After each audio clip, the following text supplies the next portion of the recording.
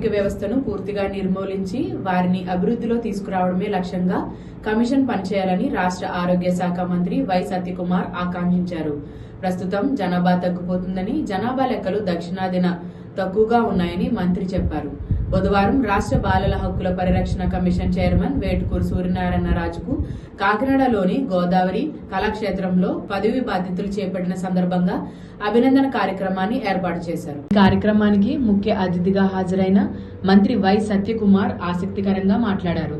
ప్రస్తుతం జనాభా తగ్గిపోతుందని, అందువల్ల జనాభా పెంచే విషయంలో ప్రజలు నిబంధనలను అనుసరించాలని సూచించారు. బాలల హక్కుల పరిరక్షణ విషయంలో ఎటువంటి రాజీ పడవద్దని, వారిని రేపటి భావి భారతీయ పౌరులుగా తీర్చిదిద్దే విధంగా కమిషన్ సమస్యలను పరిష్కరించాలన్నారు. కార్పొరేట్ రంగంలో బాలల కోసం 25% విద్యా హక్కు చట్టాన్ని పటిష్టంగా అమలు చేయాలని సత్యకుమార్ సూచించారు. ఈ కార్యక్రమంలో కమిటీ సభ్యులు చల్లా మధుసూదన్ రావు, ప్రేమలత, నాగమానస, ఉండవల్లి గాంధీబాబు, మందాల గంగా సూర్యనారాయణ, ఎమ్మెల్యే వనమాడి వెంకటేశ్వరరావు, నురుకుర్తి వెంకటేశ్వరరావు, ఆకుల వెంకటరమణ, గోడి సత్యవతి, గోడి వెంకట్, కె భీమశంకర్, చక్కా రమేష్, గౌతు, చిన్న తదితరులు పాల్గొన్నారు. చైతన్యరాజు గారు, మాజీ ఎమ్మెల్యే మరి ఇది చాలా విషయాలు సున్నారాజు గురించి చెప్పారు. ఆయనతో కూడా మాకు సుదీర్ఘమైన అనుబంధం ఉంది.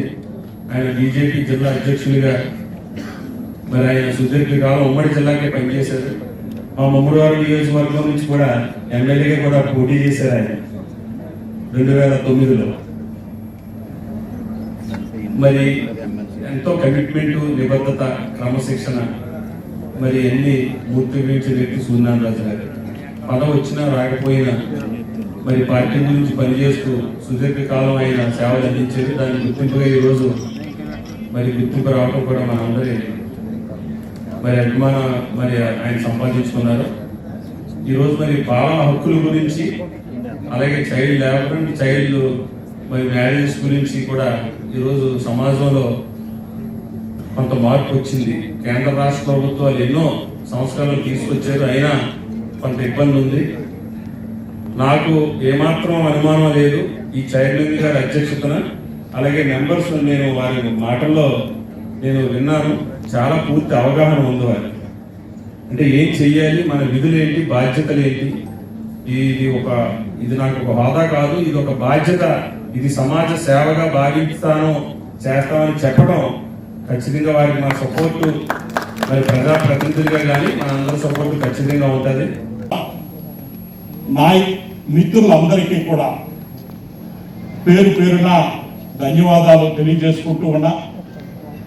ఆ రోజు మేము కాలేజీ చదివే రోజుల్లో ఒక సిద్ధాంతం, ఆ రోజు మనకు పరిస్థితి తెలుసు, అయోధ్యలో రామ మందిర నిర్మాణం, అలాగే కాశ్మీర్లో ఆర్టికల్ 370 రద్దు, ట్రిపుల్ తలాక్ బిల్లు, కామన్ సివిల్ కోడ్, ఇవి ఈ దేశంలో ఎందుకు అమలవవు అనే ఆలోచనతో నా అంతటా నేనుగా ఆ రోజున్న పెద్దలు యొక్క ఉపన్యాసాలు, అటల్ బిహారీ వాజ్పేయి గారు ఉపన్యాసాలు కానీ, మన రాష్ట్రానికి సంబంధించిన వెంకయ్య నాయుడు గారి ఉపన్యాసాలు కానీ, అనేక పెద్దల యొక్క వాళ్ళ ఆలోచన దారిని గమనించిన తర్వాత ఈ దేశం కోసం పని చేయాలి అనే ఆలోచనతో ఆ రోజు అఖిల భారతీయ విద్యార్థి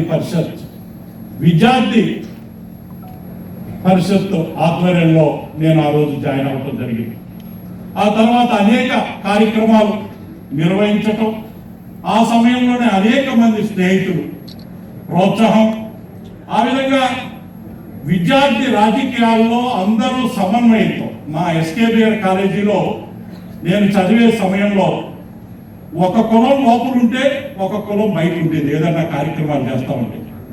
కానీ మొట్టమొదటిసారి నేను ఆ కాలేజీలో చదివే సమయంలో అన్ని కులాలని ఆ బంధులో పాల్గొని ఆ కాలేజీ అభివృద్ధి కోసం మొదటిసారి అక్కడ ఒక ఉద్యమాన్ని తీసుకురావడం జరిగింది.